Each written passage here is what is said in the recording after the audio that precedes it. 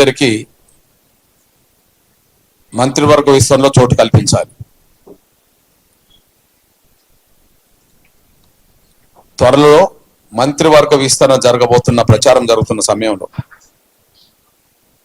త్వరలో మంత్రివర్గ విస్తరణ జరగబోతున్నదని ప్రచారం జరగబోతున్న సమయంలో మేము ముందుగానే కాంగ్రెస్ అధిష్టానానికి సోదరులు తెలంగాణ రాష్ట్ర ముఖ్యమంత్రి రేవంత్ రెడ్డి గారికి ముందుగానే గుర్తు చేస్తున్నాం, విజ్ఞప్తి చేస్తున్నాం.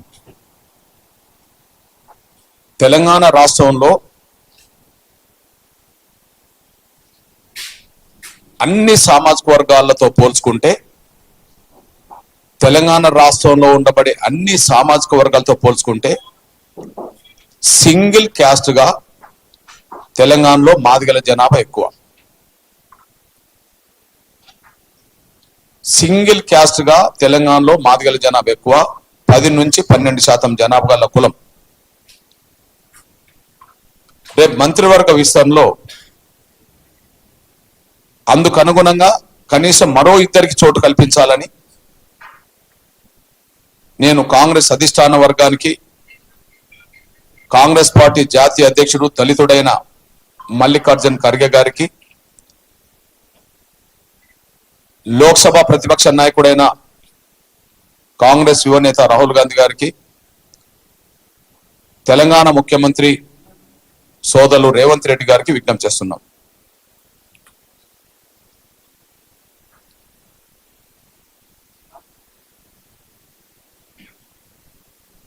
ఇప్పటికే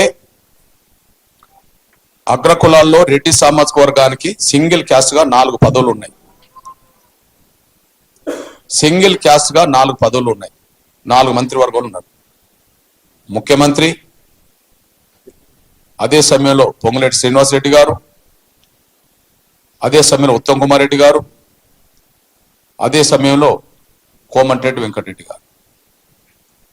తెలంగాణ రాష్ట్రంలో మొత్తం అగ్రకులాల జనాభే 7% అని చెప్పి గణాంకాలు చెప్తున్నాయి. ఆ 7% ఉండబడే అగ్రకులాల్లో బ్రాహ్మణులకు ఒక అవకాశం వచ్చింది, వెలమలకు ఒక అవకాశం వచ్చింది, కమ్మ వారికి ఒక అవకాశం వచ్చింది. వెలమలకు జూపల్లి కృష్ణారావు గారు ఉన్నారు. అదే సమయంలో బ్రాహ్మణులకు సుధీర్ బాబు గారు ఉన్నారు, శ్రీధర్ బాబు గారు ఉన్నారు. కమ్మ సామాజిక వర్గానికి సంబంధించిన వాళ్ళకి తుమ్మల నాగేశ్వరరావు గారు ఉన్నారు. 7% జనాభా ఉంటే 7 ఉన్నట్టే కదా. రెడ్డి సామాజిక వర్గానికి 4, మిగిలిన 3. అంటే మొత్తం అప్పర్ క్యాస్ట్ రీత్యా పెట్టుకున్న అగ్రకులాల జనాభా ఎంతో 7% ఉంటే 7 పెట్టుకున్నారు. మరి 10-11% ఉండబడే 10-12% జనాభా గల మాదిగల నుంచి ఇప్పటి వరకు దామోదర నరసింహ గారే ఒక మంత్రి అని చెప్తున్నారు. మరి 7% ఉన్న అగ్రకులాలకు 7 ఇచ్చినప్పుడు కనీసం 10% పైగా ఉండబడే మాదిగలకు మరో 2 మంత్రి పదవులు ఇవ్వడం అనేది, మరో 2 మాదిగలకు మంత్రివర్గంలో చోటు కల్పించడం అనేది న్యాయబద్ధమని చెప్పి మేము కోరుతున్నాం. అది డిమాండ్ కూడా చేస్తున్నాం. అయితే మేము బహిరంగ ఎందుకు విజ్ఞప్తి చేస్తున్నామంటే, కాంగ్రెస్ పార్టీ జాతీయ కమిటీ దగ్గర మాదిగలకు రాజకీయ పలుకుబడి లేదు. కాంగ్రెస్ పార్టీ జాతీయ కమిటీ దగ్గర మాదిగలకు రాజకీయ పలుకుబడి లేదు. మాలలతో పోల్చుకుంటే దామోదరం సంజయ్ గారి కాలం మొదలుకొని, అంటే నేను పుట్టక ముందు కాలం మొదలుకొని ఈనాటి మల్లికార్జున్ ఖర్గే కాలం వరకు దళితుల్లో సౌత్ నుంచి మొత్తం మాల సామాజిక వర్గానికి కాంగ్రెస్ పార్టీ పెద్ద పెట్టేసుకుంటూ వచ్చింది. అందుకు సాక్ష్యం భారతదేశంలో తొలి దళిత ముఖ్యమంత్రి ఉమ్మడి ఆంధ్రప్రదేశ్ సంబంధించిన కర్నూలు వాసి దామోదర్ సంజయ్. సంజయ్ గారు దళితుల్లో తొలి దళిత ముఖ్యమంత్రే కాదు, మాల సామాజిక వర్గం. ఆయన కాంగ్రెస్ పార్టీకి మొదటి జాతీయ పార్టీ దళిత అధ్యక్షుడు కూడా. కాంగ్రెస్ పార్టీకి దళిత వర్గాల్లో మొదటి అధ్యక్షుడు ఎవరన్నా ఉంటే దామోదర్ సంజయ్. అందులో ఆ రోజు నుంచి ఈ రోజు వరకు పలుకుబడి వాళ్ళకు ఉన్నది. వాళ్ళకు పలుకుబడి ఉండడం వల్లనే ఈరోజు ఏకకాలంలో సోనియా గాంధీ కుటుంబం ఎన్ని పదవులు పొందుతుందో ఏకకాలంలో అదే మాల సామాజిక వర్గం సంబంధించిన వాళ్ళు అదే పదవులు పొందగలరు.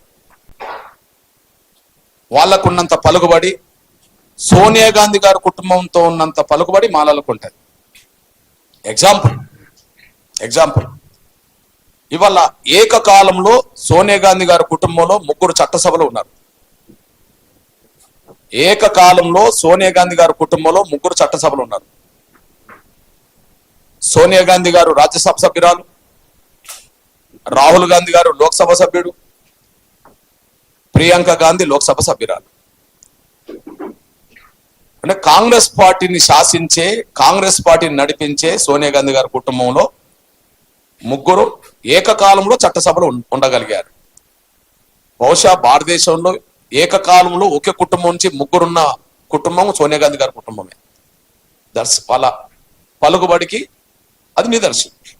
ఆ తర్వాత కాంగ్రెస్ పార్టీలో మళ్ళీ ఏకకాలంలో చట్టసభలో 3 పంపే అవకాశం, 3 పోయే అవకాశం మన మాలలకే ఉంటుంది.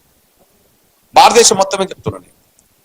అందుకు సాక్ష్యంగా ఈరోజు కాంగ్రెస్ పార్టీ జాతీయ అధ్యక్షుడు అనబడుతున్న మల్లికార్జున్ ఖర్గే గారు కాంగ్రెస్ పార్టీకి అధ్యక్షుడే కాదు, ఆయన రాజ్యసభ సభ్యుడు. ఆయన సొంత అల్లుడు, తన కూతురునిచ్చిన భర్త సొంత అల్లుడు గుల్బార్గా నుంచి ఎంపీ. మల్లికార్జున్ ఖర్గే గారి సొంత కొడుకు, కన్న కొడుకు, ఆయన కర్ణాటక సిద్ధరామయ్య ప్రభుత్వంలో ఒక మంత్రి. అంటే ఏకకాలంలో చట్టసభలో 3 ఉండే అవకాశం సోనియా గాంధీ గారి కుటుంబానికి ఉన్నది.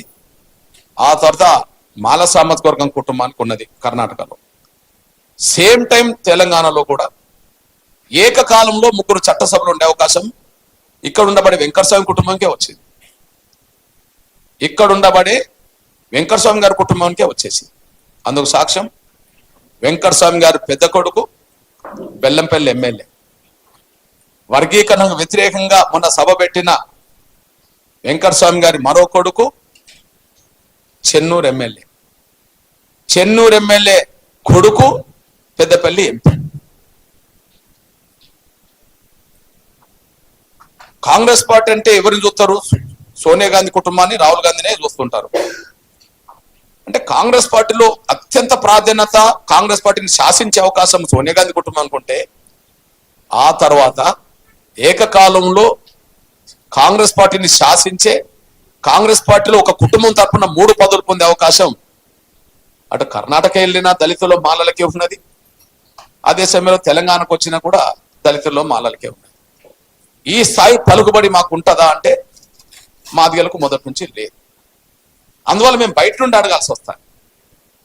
మాదిగల పక్షాన కాంగ్రెస్ పార్టీ పెద్దల్ని, సోదరుడు ముఖ్యమంత్రి రేవంత్ రెడ్డి గారిని మేము బయట నుండి, ఆ మాదిగల పక్షాన బయట నుండి మేము కోరాల్సి వస్తుంది, విజ్ఞప్తి చేయాల్సి వస్తుంది. మాకు పలుకుబడి లేదు కాబట్టి. అదే సమయంలో ఇంకొక విషయం కూడా గుర్తు చేస్తున్నాను. అనునిత్యం రాహుల్ గాంధీ గారి అపాయింట్మెంట్ తెలంగాణలో ఎవరికి దొరుకుతుంది? అనునిత్యం మల్లికార్జున్ ఖర్గే గారి అపాయింట్మెంట్ ఎవరికి దొరుకుతుంది? ముఖ్యమంత్రి కన్నా అప్పుడు ఇప్పుడు కొంత దొరుకుతలేదేమో కానీ మా మల్లు రవి గారికి ఉన్న మా మల్లు బట్టి విక్రమార్క గారికి నిరంతరం దొరుకుతుంటారు. మీరు చూడండి, త్వరలో మంత్రివర్గ విస్తరణ జరగబోయే సమయానికి నిన్న మల్లికార్జున్ ఖర్గే గారిని కలవగలిగాడు, నిన్న రాహుల్ గాంధీ గారిని కూడా కలవగలిగాడు. ఒకవైపు పత్రికల్లోమో మంత్రివర్గ విస్తరణ జరగబోతుందని చెప్పి వార్తలు వస్తుంటాయి. మీరు ఈ మధ్య కాలంలో రాహుల్ గాంధీ గారిని, ఉత్తమ్ కుమార్ రెడ్డి గారు, మన మల్లికార్జున్ ఖర్గే గారిని దాదాపు ఎవరు కలవనన్ని సార్లు మల్లు రవి గారు కలవగలిగారు. కలవగలిగాడు. ఎవరు కలవనన్ని సార్లు సందర్భాల్లో మల్లు బట్టి విక్రమార్క కలగలిగాడు. కానీ ఈ మధ్య కాలంలో ఎప్పుడన్నా మా కాంగ్రెస్ పార్టీ మాదిగ నాయకులు లేకపోతే కాంగ్రెస్ పార్టీ ప్రభుత్వంలో ఉండబడే మా మాదిగ మంత్రి అనబడుతున్న దామోదరం రాజనరసింహం ఈ మధ్య కాలంలో వాళ్ళు కలిసినన్ని సార్లు ఎప్పుడు కలవడానికి అవకాశం వచ్చిందా? రాలే. ఎందుకంటే బహుశా మా వాళ్ళకు సరైన సమయంలో అపాయింట్మెంట్ కూడా దొరకదు. వాళ్ళు ఎప్పుడు పోయినా అపాయింట్మెంట్ దొరుకుతుంది, వాళ్ళు మాట్లాడాల్సి వస్తారు. లోపల ఏం మాట్లాడతారో బయట చెప్పరు కదా. వ్యక్తిగానే కలుస్తున్నారు. ఓ 10 మంది ఏకకాలంలో కలిస్తే అక్కడ ఏదైనా చర్చ జరిగితే 10 మందిలో ఎవరో బయటికి చెప్తారు. కానీ ఎప్పుడు కలిసిన మల్లు రవి ఖర్గే గారిని కలుస్తాడు, ఎప్పుడు కలిసిన మల్లు బట్టి విక్రమార్కే రాహుల్ గాంధీని ఖర్గే గారిని కలుస్తారు. వాళ్ళకు ఆ స్థాయి శక్తి ఉన్నది. ఇప్పుడు మాకు ఒక ఎంపీ లేడు కదా, వాళ్ళకి ఎంపీలు ఉన్నారు. డిప్యూటీ సీఎం హోదాలో ఎప్పుడైనా పోయి కలవడానికి అవకాశం ఉంటుంది. అందువల్లనే మేము అప్పీల్ చేస్తున్నాం.